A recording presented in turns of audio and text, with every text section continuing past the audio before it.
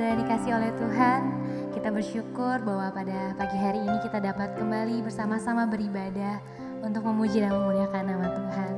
Mari pagi hari ini sebelum masuk dalam ibadah kita bersama-sama membacakan pengakuan iman rasuli. Aku percaya kepada Allah, Bapa yang Maha Kuasa, Khalik langit dan bumi, dan kepada Yesus Kristus, anaknya yang tunggal, Tuhan kita, yang dikandung daripada Roh Kudus, lahir dari anak darah Maria, yang menderita sengsara di bawah pemerintahan Pontius Pilatus, disalibkan, mati dan dikuburkan, turun ke dalam kerajaan maut. Pada hari yang ketiga, bangkit pula dari antara orang mati, naik ke surga, duduk di sebelah kanan Allah Bapa yang Maha Kuasa, dan akan datang dari sana untuk menghakimi orang yang hidup dan yang mati. Aku percaya kepada Roh Kudus, gereja yang kudus dan persekutuan orang kudus, pengampunan dosa, kebangkitan orang mati, dan hidup yang kekal. Amin. Mari pagi hari ini kita siapkan hati kita masuk dalam ibadah. Kita mau katakan, bukan dengan kekuatan kami Tuhan, tapi karena Engkau pengharapan dalam hidup kami. Bukan dengan kekuatanku, ku dapat jalani hidupku tanpa Tuhan yang di sampingku. Ku tak mampu sendiri,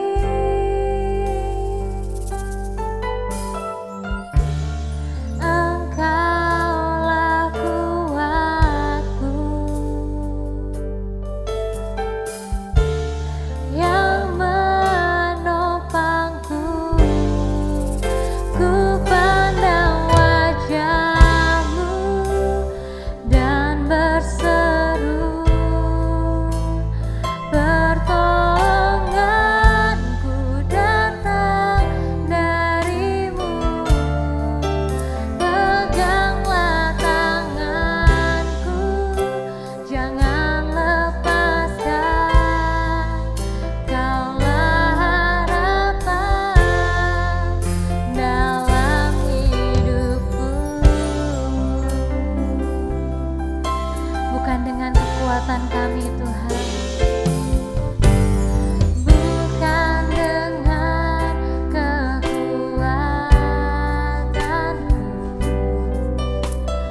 ku dapat jalani hidupku tanpa Tuhan yang di sampingku. Ku tak mampu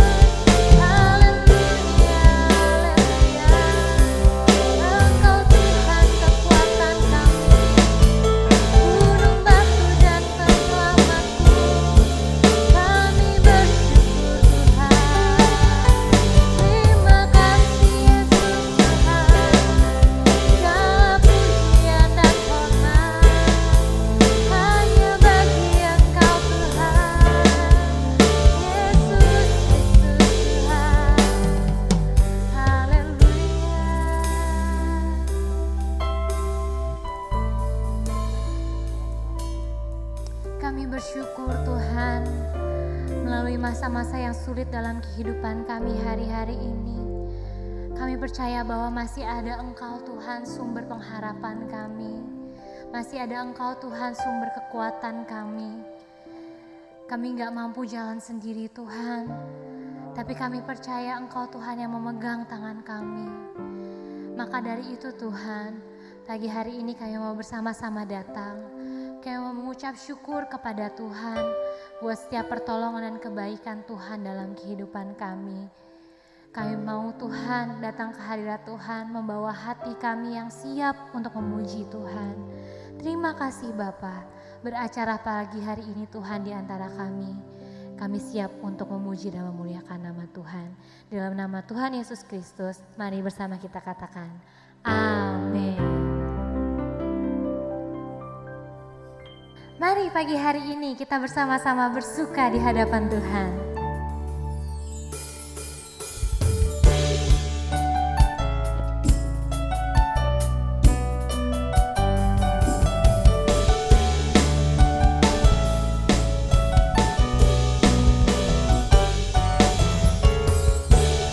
Hari ini, hari yang telah dijadikan Tuhan, mari kita bersuka.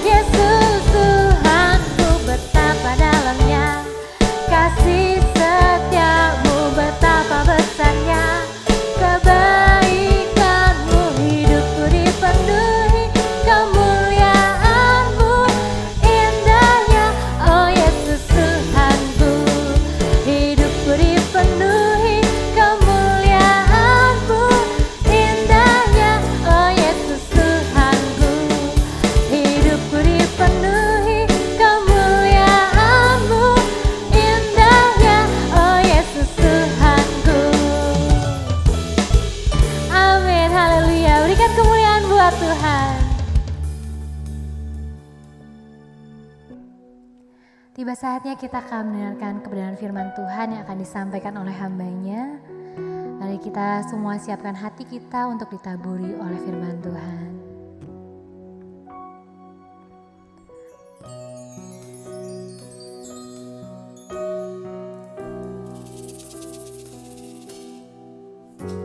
Seperti rusa merindukan sungai yang mengalir,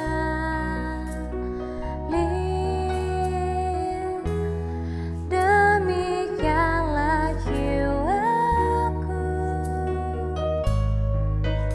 merindukan Engkau.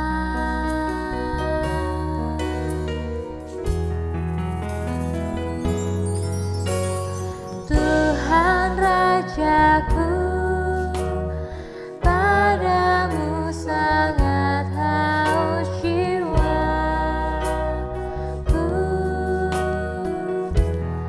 Bila ku boleh datang memandangmu, Tuhan.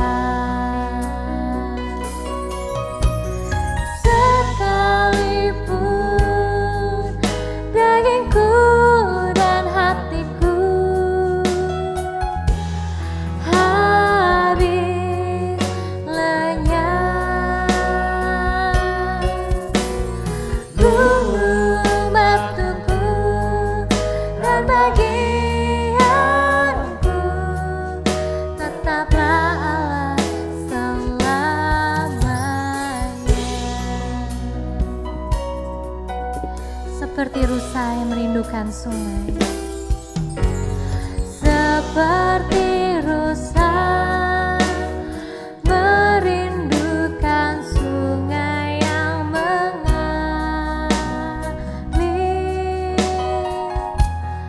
demikianlah jiwaku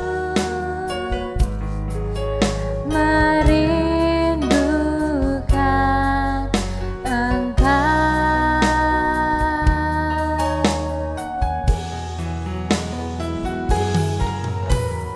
Tuhan Rajaku, padamu sangat haus jiwaku. Bila ku boleh datang memandangmu, Tuhan. Sekalipun dagingku dan hatiku habis lenyap, gunung batuku dan bagianku tetaplah Allah selamanya.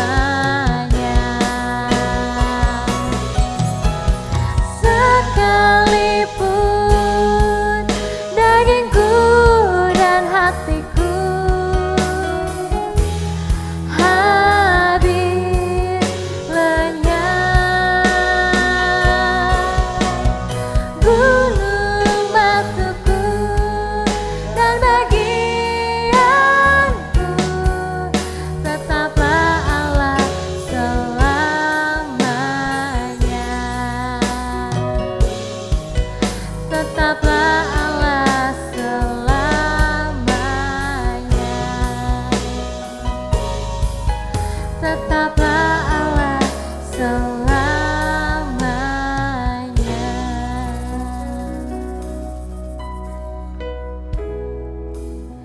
Terima kasih Tuhan, terima kasih buat waktu pada pagi hari ini.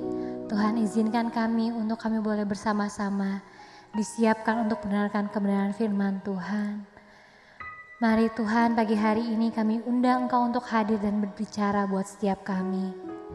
Engkau memberkati hamba-Mu Tuhan yang akan menyampaikan kebenaran firman Tuhan.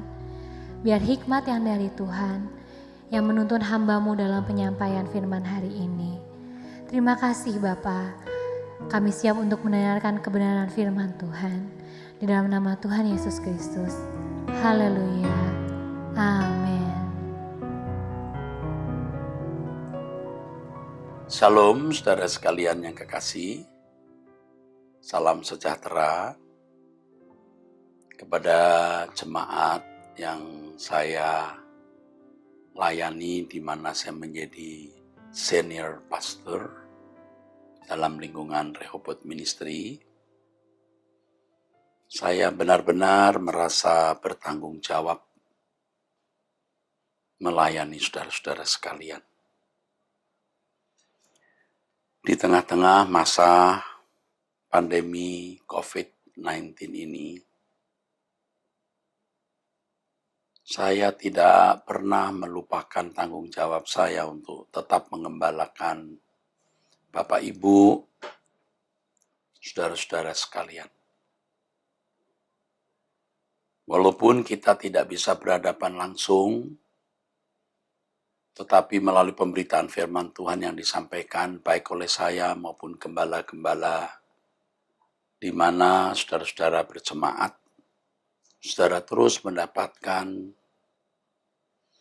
pelayanan pemberitaan firman Tuhan yang memelihara hidup rohani saudara. Juga melalui pelayanan gembala-gembala, Bapak Ibu juga mendapatkan perhatian. Baik Bapak Ibu yang mau didoakan, yang membutuhkan pelayanan doa, pelayanan pastoral, konseling, pelayanan pemakaman, pelayanan penghiburan, pelayanan ucapan syukur, pelayanan pemberkatan nikah, dan lain sebagainya. Ya saudara, tetap kita lakukan dengan sebaik-baiknya. Tetapi lebih dari semua pelayanan yang kami berikan, ada satu hal yang paling prinsip yang itu selalu mengganjal hati saya. Kadang-kadang menggelisahkan atau cukup menggelisahkan. Ya. Yaitu mengenai apa sebenarnya tujuan akhir, final destination kita ini. End result, hasil akhir dari pelayanan ini, saudaraku. Hasil akhir dari pelayanan ini tentunya adalah semua Bapak Ibu, saudara-saudara sekalian, menjadi orang-orang yang benar-benar berkenan di hadapan Tuhan. Berkenan di hadapan Allah. Ini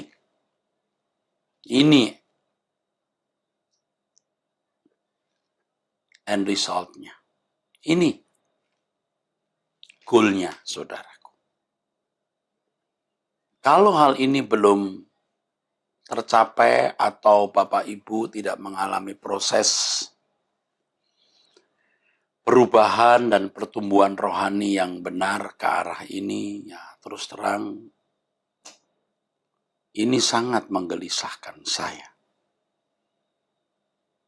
Walaupun saya tidak berhadapan muka dengan Bapak Ibu, tetapi saya percaya Tuhan memberikan saya naluri, kepekaan, dan sekaligus beban mengenai hal ini.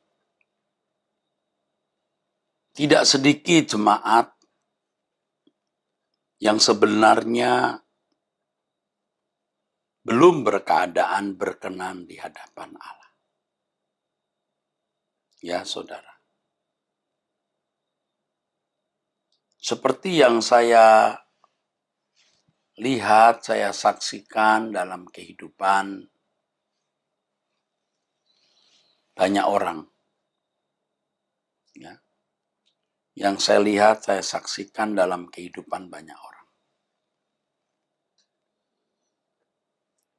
Yang sebenarnya belum berkenan di hadapan Allah.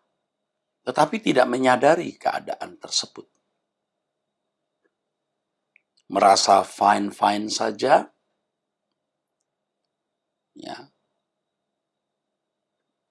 merasa damai sejahtera saja, padahal keadaan mereka ini membahayakan sekali, saudara. Itulah sebabnya kalau firman Tuhan mengatakan agar kita menyelidiki diri kita, itu maksudnya agar kita introspeksi.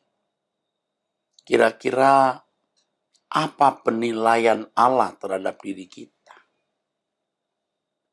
Apa penilaian Allah terhadap diri kita? Apa yang Allah Bapa rasakan tentang kita? Bukan bagaimana aku merasakan diriku dan bagaimana orang di sekitarku merasakan diriku. Ya tentu, menyangkut orang lain kita harus juga memeriksa diri. Apakah hidupku ini memberkati orang lain? Apakah hidupku ini menjadi keteduhan orang lain atau mendatangkan ancaman bagi orang lain? Ya itu tentu kita harus periksa diri. Tetapi terutama yang pertama, apa penilaian Allah terhadap diriku? Apa yang Allah rasakan terhadap diriku? Ya. Ini yang utama, saudaraku. Lebih dari segala hal, ini yang paling utama dalam hidup kita. Apa penilaian Allah terhadap diriku? Di dalam Wahyu pasal 2, ayat 23, Tuhan berfirman, Akulah yang menguji batin dan hati orang, dan bahwa aku akan membalaskan kepada setiap orang menurut perbuatannya. Saudaraku, satu hal yang pasti kita akan mati. Dan itu setiap saat bisa terjadi di dalam hidup kita. Setelah kita mati, saudaraku, kita pasti menghadap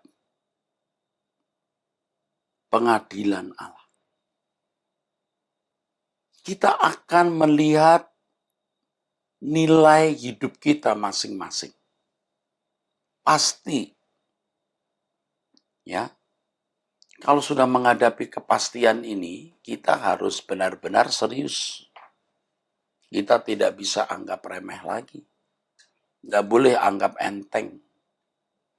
Kalau sudah bicara mengenai kepastian, dan ini menyangkut nasib kekal, nasib abadi kita. Wah, tidak main-main, saudaraku.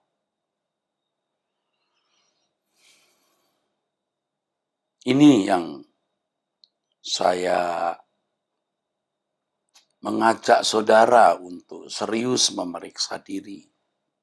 Ya. Banyak orang hanyut dengan berbagai keadaan hidup, apakah keadaan senang, dihanyut dalam kesenangan, atau dalam keadaan susah, dihanyut dalam kesusahan. Kita mestinya tidak terhanyut oleh apapun. Jika kita memandang hal nilai diri kita di hadapan Allah ini sesuatu yang penting sekali. Dan mestinya kita berani mengatakan ini satu-satunya yang penting. Mestinya kita berani berkata bahwa ini satu-satunya yang penting. Lebih dari segala hal. Bahkan tidak ada hal lain yang penting dalam hidup kita selain nilai diri kita ini di hadapan Allah. Tuhan berkata, akulah yang menguji batin dan hati orang.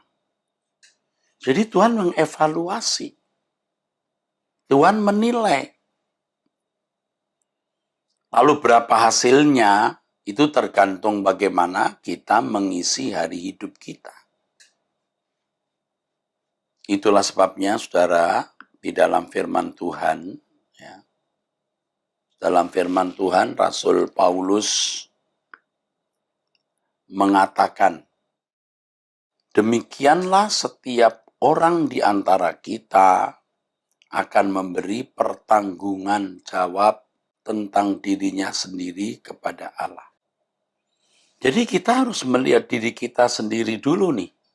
Kita memeriksa diri kita sendiri dulu. Dan kitalah yang mestinya paling kenal diri kita masing-masing, diri kita sendiri. Sedalam-dalamnya orang mengenal kita, kita yang lebih mengenal diri kita sendiri. Dan kita juga minta kepada Tuhan, kepada Allah, Bapa, untuk memimpin kita mengenali diri kita dengan seksama, dengan baik. Ya, dengan seksama, dengan baik dalam ukuran, ya, dalam ukuran penilaian Dia yang sempurna. Kalau kita bisa gagal mengenali diri kita, kalau Allah tidak gagal, Dia tidak gagal. Kita harus belajar seperti pemazmur mengatakan, selidiki aku, selidikilah aku ya Allah, dan kenalah hatiku. Ujilah aku dan kenalah pikiran-pikiranku. Lihatlah apakah jalanku serong, dan tuntunlah aku di jalan yang kekal. Ini bicara soal kekekalan, saudara. Nilai diri kita di hadapan Allah ini bicara soal kekekalan. Nggak main-main, saudara. Nggak main-main, saudara. Orang yang tidak serius memeriksa diri di hadapan Allah, sebenarnya orang yang tidak serius dengan hidup ini. Dan orang yang tidak serius dengan hidup ini, dalam konteks ini orang-orang ceroboh yang memang lebih baik tidak pernah menjadi manusia daripada menjadi manusia ternyata akan dibinasakan. Saudara. Itulah sebabnya saya terus menghimbau, saya terus mengajak saudara untuk setiap hari minimal 30 menit duduk diam di kaki Tuhan. Kita memeriksa diri dengan seksama. Kalau bahasa yang akhir-akhir ini saya gunakan adalah simulasi. Mengadakan simulasi. Jadi kalau sebuah sekolah mau diakui sebagai sekolah yang berhak mengeluarkan ijazah atas nama pemerintah atau atas nama negara, sekolahnya harus diakreditasi, dinilai, layak tidak mengeluarkan ijazah.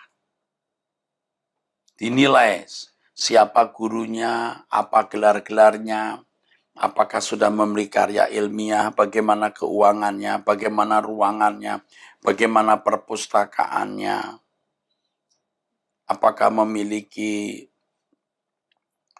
manajemen absen, catatan absen yang baik, dan seterusnya. Nah, kita akan diakreditasi nanti di pengadilan Tuhan, apakah diperkenankan masuk surga, layak menjadi anggota keluarga kerajaan Allah atau tidak. Nah, sebelum di pengadilan tersebut, kita simulasi.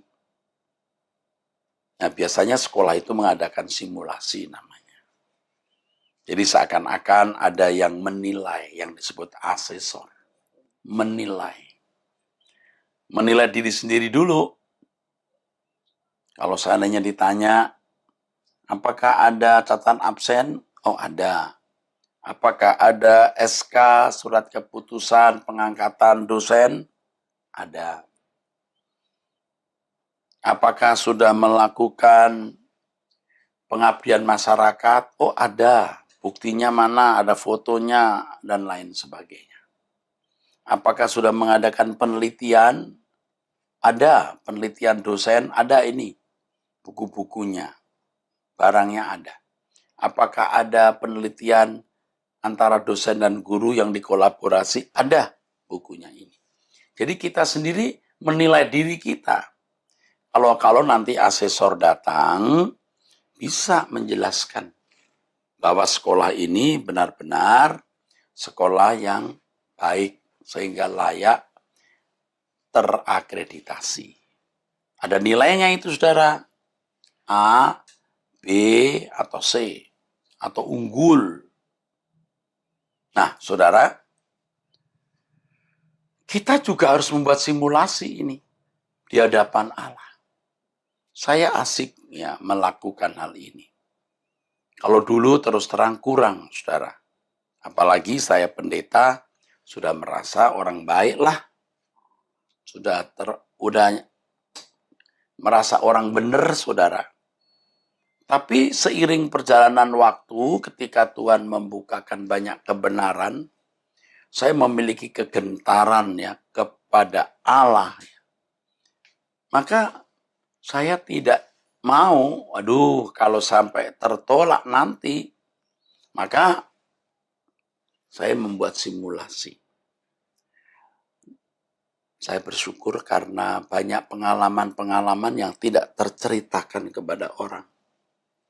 Dan itu yang membuat hidup saya makin diubah. Simulasi di hadapan Allah. Tidak jarang saya menangis terseduh-seduh seperti seorang anak kecil. Di hadapan Allah itu mengerikan. Allah itu dahsyat. Seandainya sekarang saya ada di hadapan Allah, lalu bagaimana? Nah, itu membuat saya gentar. Dan saya bisa menangis terseduh-seduh. Coba bayangkan kalau saudara terkena COVID-19, tidak diharapkan ya. Dibayangkan seandainya, lalu mati, dimasukkan peti. Roh saudara melayang ke atas, menghadap pengadilan Allah. Dengan kondisi hidup seperti sekarang ini, kira-kira bagaimana? Nah itu kita pikirkan. Nah seringkali saya menjadi begitu gentar, saudara. Gentar. Makanya saya tulis lagu, kalau hari ini hari terakhirku, ku pulang ke rumah abadi Bapakku. Tak ada sesuatu yang ku pertahankan, tak ada lagi yang masih ku nantikan. Kalau hari ini hari terakhirku, ya, mestinya hidup telah bersih di matamu. Pekerjaan Bapa telah ku selesaikan, ku tunaikan. Sedia menghadap pengadilan Tuhan. Nah ini loh saudara yang menggelisahkan hati saya. Saudara jangan menunda berkeadaan siap di hadapan pengadilan Allah. Makanya jangan berpikir masih jauh. Jangan berpikir masih jauh. Siapa yang tahu masih jauh atau sudah dekat? Siapa yang tahu? Kita tidak tahu, saudaraku. Makanya kita harus selalu memperhitungkan hari ini hari terakhir kita. Ya bersyukur kita masih memiliki hari baru esoknya. Dan kita menikmati hari esok itu dalam persekutuan dengan Allah dan dalam pengabdian kepadanya. Ini, saudaraku, yang Tuhan kehendaki, Tuhan inginkan kita lakukan. Nah, ini yang menjadi tanggung jawab saya. Karenanya saya terus berbicara kepada saudara. Jangan berpikir masih lama, lalu saudara menunda untuk berkeadaan berkenan di hadapan Allah. Kalau saudara memiliki kesalahan, dosa, kebiasaan-kebiasaan yang Tuhan tidak kehendaki, akui dosa kesalahan itu. Dan setiap kali kita mengakui kesalahan kita, itu sekaligus komitmen, tekad tidak mengulanginya lagi. Harus ada komitmen bahwa kita tidak mengulanginya lagi. Komitmen itu harus utuh, bulat. Jadi bukan sekedar Tuhan ampuni dosa-dosa saya lalu selesai. Tetapi komitmen kita bulat, utuh, di mana kita tidak mengulangi kesalahan itu. Ya dulu kalau kita minta ampun, ya kadang-kadang malah borongan dengan berkata Tuhan ampuni segala dosaku selesai. Sekarang tidak. Dosa yang mana? Kapan? Dan itu serius kita lakukan. Nah, di sini kita bisa membangun kesucian, saudaraku. Karena kesucian itu bukan sesuatu yang abstrak. Kesucian itu sesuatu yang natural, yang bisa kita rasakan dari bangun tidur, apa yang kita lakukan dalam percakapan. Kita meleset tidak. Itu yang kita pikirkan, saudara.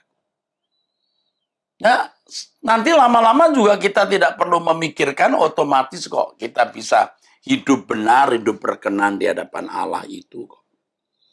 Ya, kadang-kadang orang lebih memikirkan yang lain. Loh, kita memang harus memikirkan pekerjaan, usaha, bisnis, studi, harus. Itu memang menjadi bagian yang tidak terpisahkan dari hidup kita dan memang harus kita jalani. Tetapi dalam menjalani hidup itu kita harus menjalaninya untuk kemuliaan Tuhan dan hidup sesuai dengan kehendak Allah. Dan itu bisa kita rasakan. Ya, itu bisa kita tahu bahwa kita ada di jalur Tuhan yang benar atau tidak ada di jalur Tuhan yang benar. Kita bisa tahu. Kita bisa merasa, saudaraku. Nah, di Wahyu pasal 14 ayat 13 firman Tuhan mengatakan begini. Dan aku mendengar suara dari surga berkata, tuliskan, berbahagialah orang-orang mati yang mati dalam Tuhan sejak sekarang ini. Sungguh, kata Roh, supaya mereka boleh beristirahat dari jerih lelah mereka, karena segala perbuatan mereka menyertai mereka. Berbahagialah orang-orang yang mati dalam Tuhan. Wah, mati dalam Tuhan maksudnya apa? Mati ya mati sajalah. Oh, tidak. Ada orang yang mati dalam Tuhan, ada orang yang mati tidak di dalam Tuhan. Kalau kita tidak bersiap-siap, tidak berjaga-jaga, lalu mati, itu tidak mati dalam Tuhan. Pasti keadaannya belum berkenan di hadapan Allah. Nah, saya mengajak semua kita mati dalam Tuhan. Ya, mengalami kematian di dalam Tuhan artinya waktu kita meninggal dunia, kita ada dalam persekutuan dengan Allah. Kita hidup dalam persekutuan dengan Allah. Dan persekutuan dengan Allah juga bukan sesuatu yang bersifat abstrak. Allah itu real kok bukan abstrak, harus kita alami. Makanya dengan doa 30 menit itu kita menstimulasi sebenarnya. Untuk mengalami Allah secara real, mengalami Allah secara konkret itu di situ loh letaknya. Itu letaknya, saudara. Nah itu luar biasa kan. Nah di sini saudara kita bisa memahami bahwa Injil atau Alkitab kita itu benar. Bukan hanya menjadi teori yang kita bisa percakapkan menurut penafsiran B dan menurut penafsiran saya dan begono begini. Allah harus dialami. Makanya 30 menit itu simulasi. Maaf, stimulasi bukan simulasi. Menstimulasi, merangsang kita, ya, melatih kita untuk berhadapan dengan Allah yang hidup. Saudara kalau mulai menyediakan waktu 30 menit tiap hari, saudara akan bisa merasakan perjumpaan dengan Allah itu. Orang yang mati dalam Tuhan, ya berbahagialah orang yang mati dalam Tuhan. Orang yang hidup dalam persekutuan dengan Dia. Persekutuan dengan Tuhan artinya, saudaraku, orang yang hidup di dalam kebenaran dan kesucian Allah dan di dalam pelayanan kepadanya. Orang bersekutu dengan Tuhan untuk apa? Coba, untuk apa? Ya, pokoknya bersekutu saja. Loh, Tuhan bukan kurang kerjaan, Tuhan bukan Tuhan yang nganggur. Tuhan yang memiliki rancangan dan Allah menghendaki rancangannya digenapi. Karenanya Roh Kudus diutus untuk menyelesaikan pekerjaan karya keselamatan Allah dalam Yesus Kristus. Itulah sebabnya Yesus berkata kepada orang percaya, ya, seperti Bapa mengutus aku mengutus kamu. Jadi persekutuan dengan Allah tentu yang pertama adalah kita memiliki kesucian hidup. Hidup yang benar. Benar-benar benar. Lalu yang kedua, kita hidup dalam pelayanan pekerjaan Tuhan. Nah, setiap kita pasti memiliki tempat untuk mengabdi. Pasti. Setiap kita memiliki tempat untuk melayani Allah. Ya, jangan tanya saya nanti malah keliru. Tetapi kalau seseorang sudah menyediakan waktu 30 menit setiap hari dalam doa, hidup di dalam kebenaran atau kesucian, melalui setiap peristiwa hidup tiap hari ya, jangan melukai orang, jangan menyakiti sesama dengan sikap maupun perkataan, jangan merugikan sesama. Hidup dulu dalam keberkenanan di hadapan Allah dan dimulai melakukan apa yang saudara pandang baik. Itu dulu. Setelah itu Tuhan pasti akan memberikan kita petunjuk apa yang harus kita lakukan. Pasti itu. Apa yang harus kita perbuat, Tuhan pasti memberi kita petunjuk. Nah, itulah pengabdian atau pelayanan kita kepadanya, saudara. Ya, tidak harus mesti aktif dalam lingkungan gereja, saudara. Ya, nanti saudara akan memberikan kepada saudara itu pimpinannya atau petunjuk-petunjuknya apa yang harus saudara lakukan untuk sesama, untuk orang lain di sekitar saudara, pasti. Ya, orang yang hidup di dalam keadaan tidak melukai orang, tidak menyakiti orang, ya, orang yang hidup benar, lalu memiliki peran dalam pekerjaan Tuhan, itu luar biasa, saudaraku. Pasti hidup dalam persekutuan dengan Allah. Dan kalau dia meninggal, orang-orang seperti ini disebut sebagai orang-orang yang mati dalam Tuhan. Tentu sebagai gembala senior, saya merindukan jemaat tidak mengalami hidup dalam kesulitan-kesulitan. Benar. Kita ingin saudara-saudara tidak hidup di dalam kesulitan-kesulitan, pasti.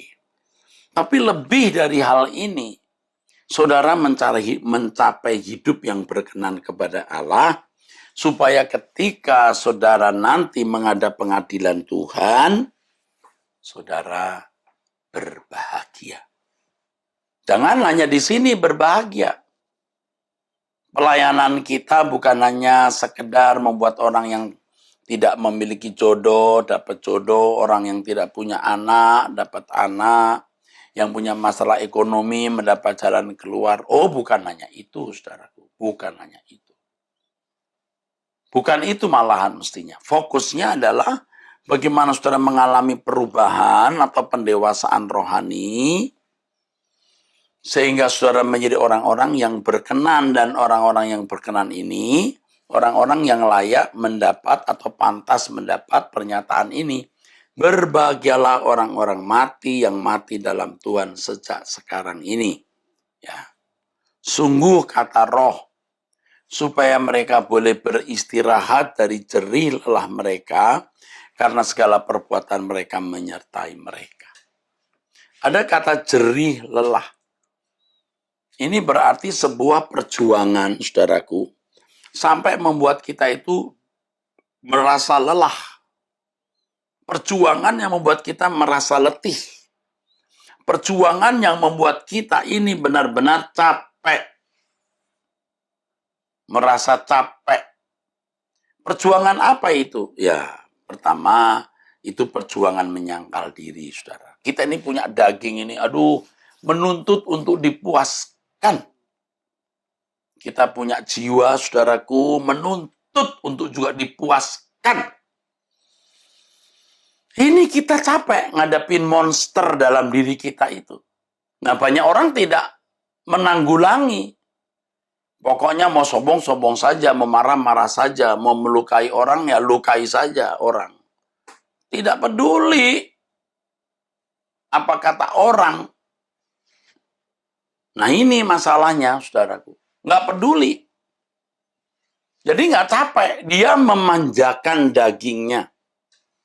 Dia memanjakan emosinya, ambisinya. Memanjakan egonya.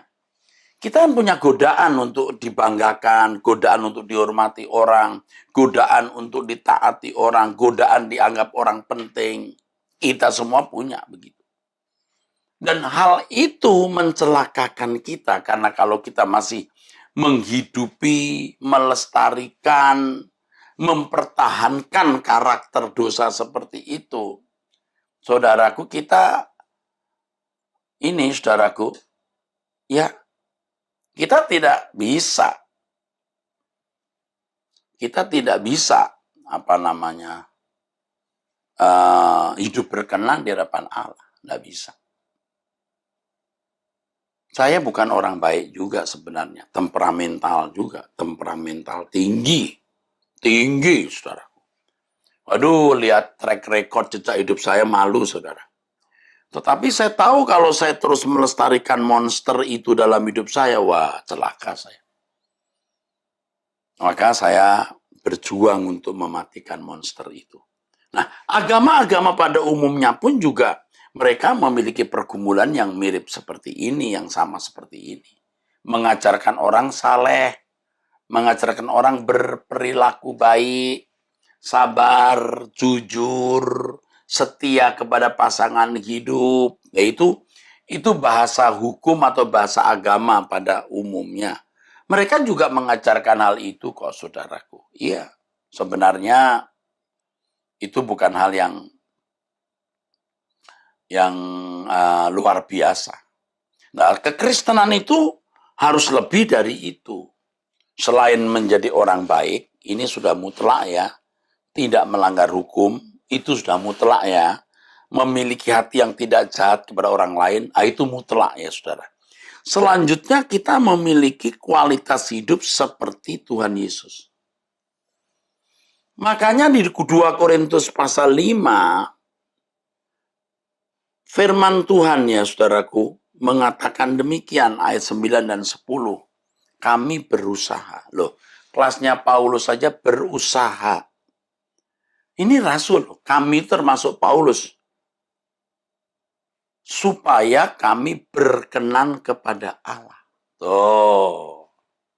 Tolong deh saudara kejar hal ini, jangan anggap remeh, jangan anggap ringan ya. Tolong deh saudaraku ya.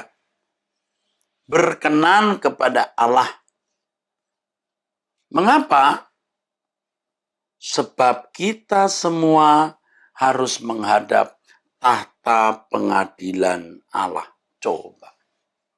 Harus menghadap tahta pengadilan Allah. Supaya setiap orang memperoleh apa yang patut diterimanya sesuai dengan yang dilakukannya dalam hidupnya ini, baik ataupun jahat. Tahta pengadilan Allah.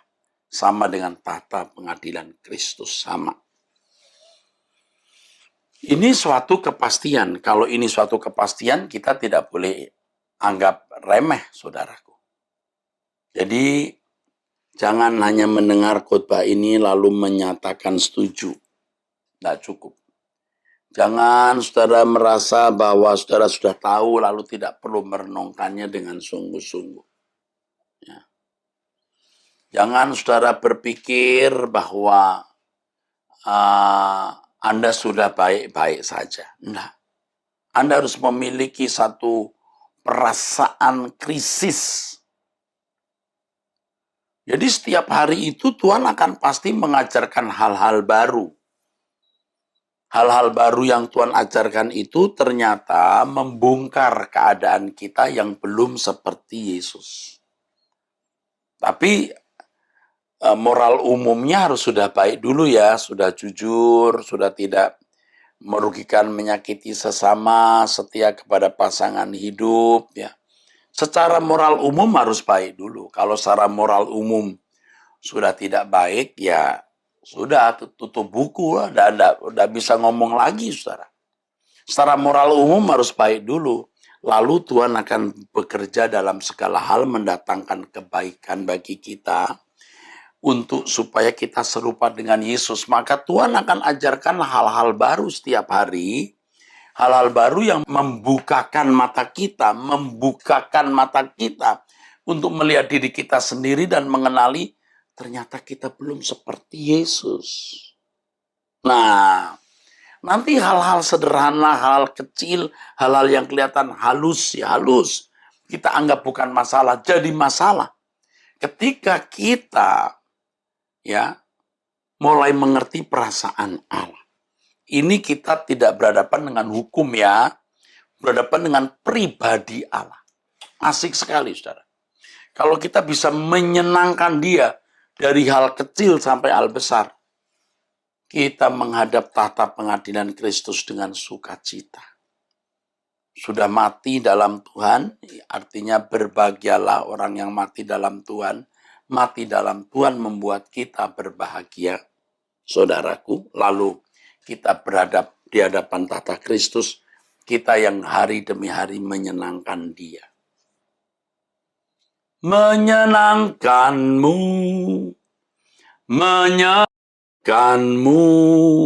dimanapun dan kapanpun dalam segala perkara.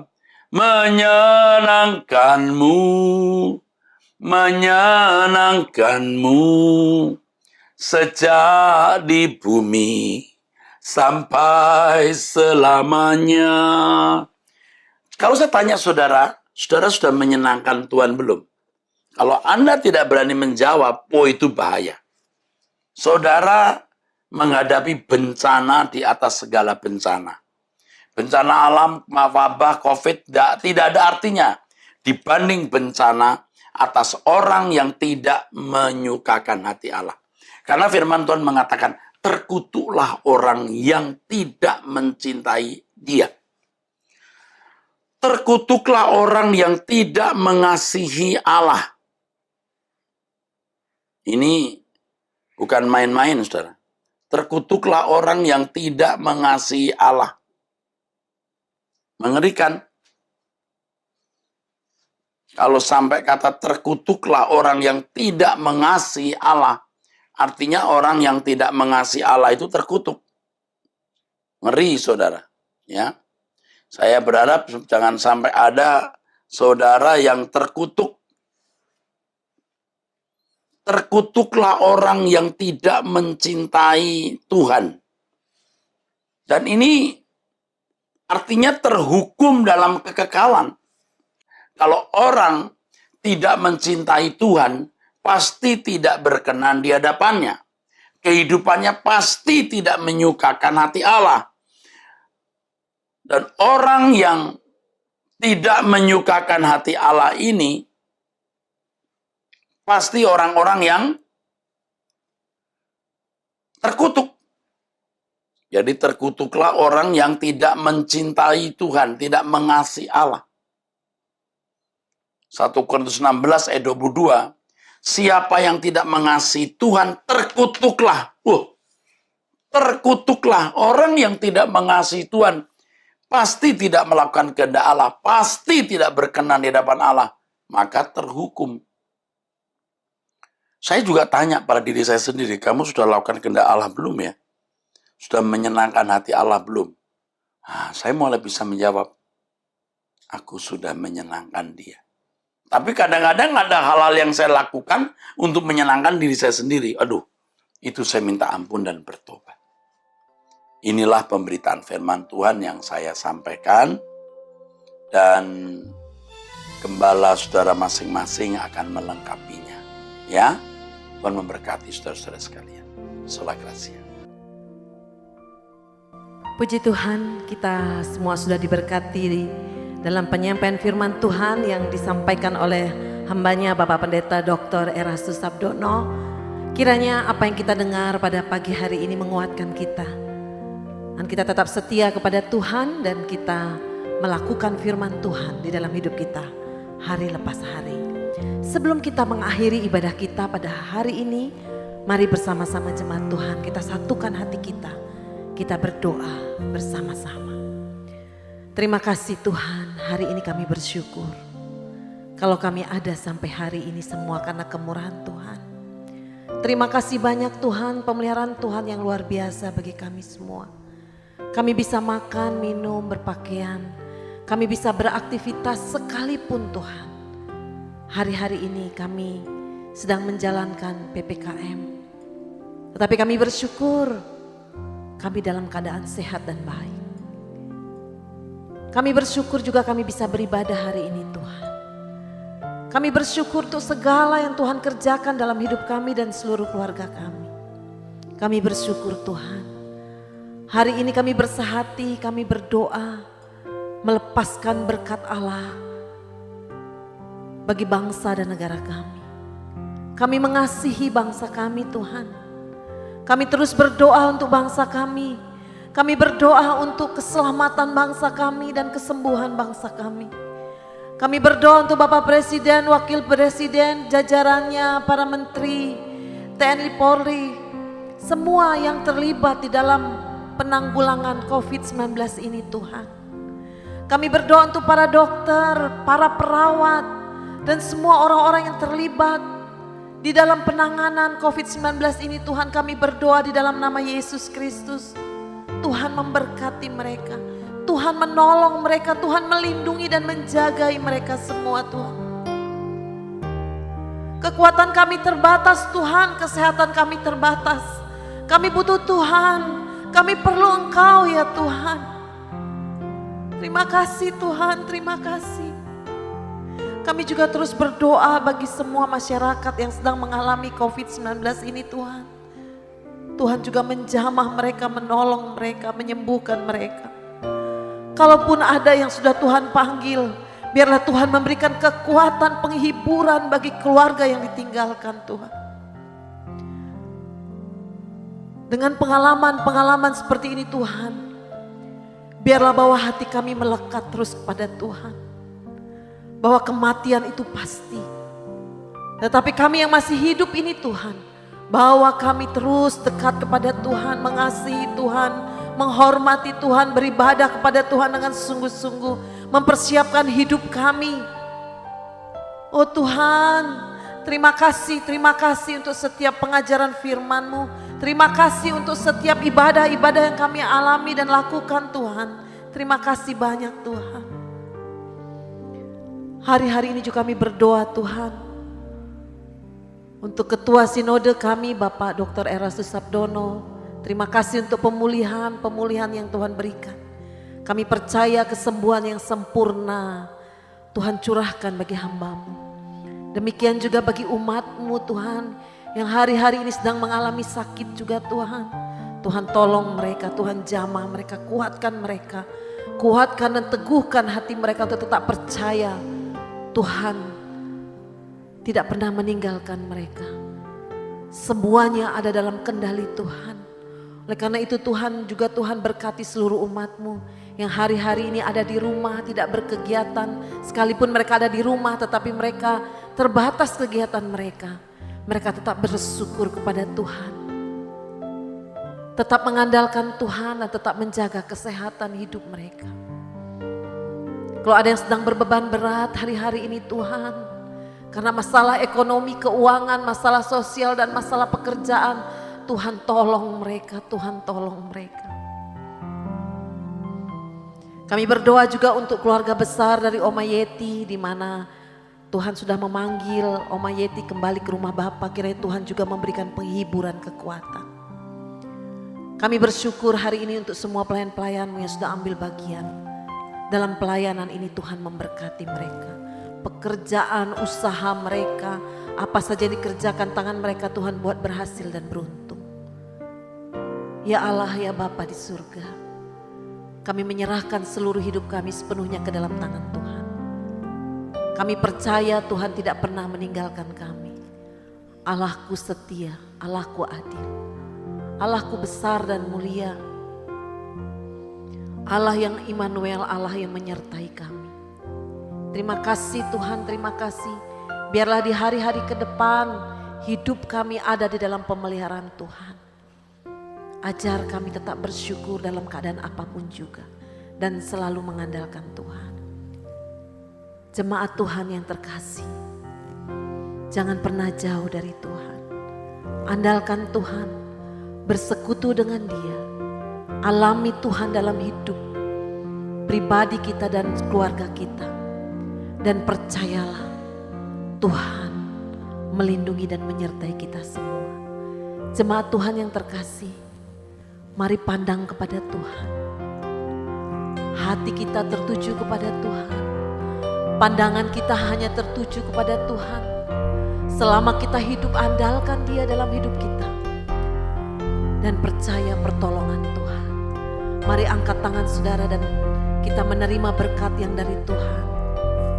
Tuhan memberkati engkau dan melindungi engkau. Tuhan menyinari engkau dengan wajahnya dan memberi engkau kasih karunia.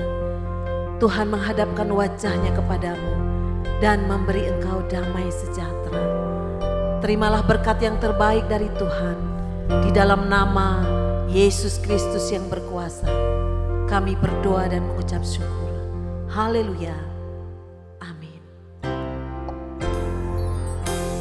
Selalu untukmu, selalu untukmu, Tuhan dan Rajaku. Semua yang ku perbuat, baik siang dan malam, selalu untukmu. Segenap hidupku, segenap hidupku adalah milikmu. Untuk kemuliaanmu sampai ku tua nanti, sampai ku tua nanti, sampai di surga nanti. Selalu katakan dengan sukacita, selalu untukmu,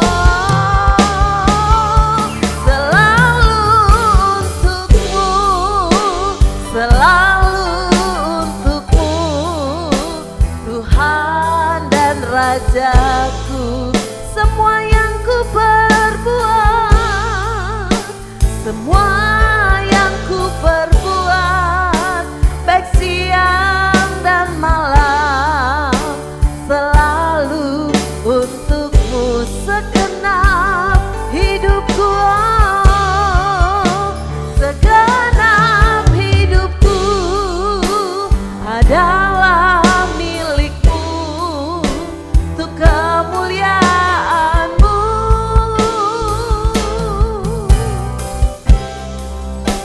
sampai ku tua nanti, sampai di surga nanti.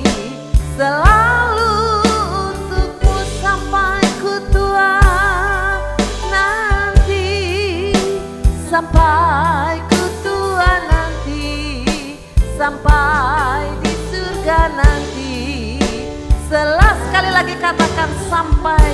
tua nanti. Sampai ku tua nanti, sampai di surga nanti, selalu untukmu. Haleluya.